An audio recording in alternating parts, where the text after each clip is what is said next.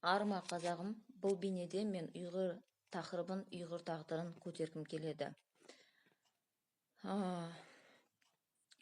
Кейде мына желіде, интернетте ұйғырлар бір би ма, ән ба салып не алса, олардың арналарына астына бірнеше адамдар келеді.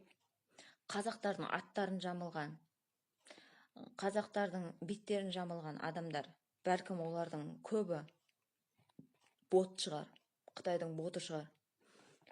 Бірақ солар былай жазады, мынандай сұрақ қояды: ұйғыр елің қайда деп мазақ етіп сұрайды. Ұйғырдың психикасын, психологиясын жою үшін, оларды үркіту үшін.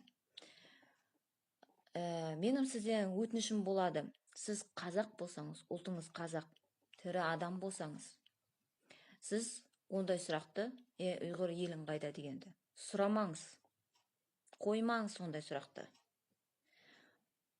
Себебі ондай сұрақ менің қазақ деген абыройымды және әр қазақтың абыройын айрандай төгеді.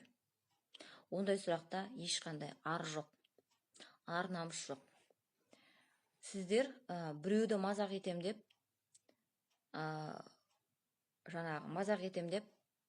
олардың арқаларында өзімді жоғары сатқа қоям деген арман болмау керек. Ол төмен нәрсе. Сонымен мен айтайын, көптеген фольклорларда мынандай түсінік бар, Каин мен Авель туралы аңыз бар.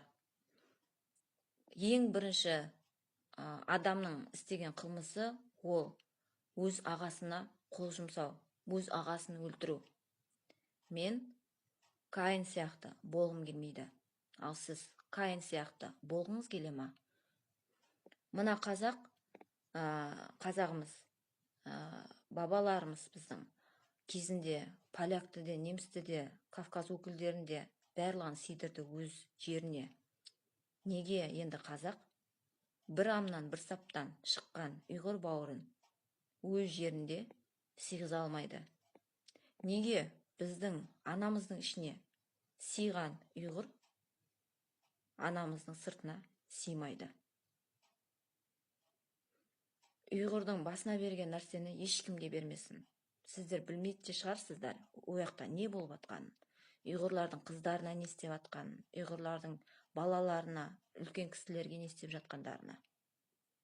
Аман болайық қазағым. Ұйғырстанға егемен мен тәуелсіз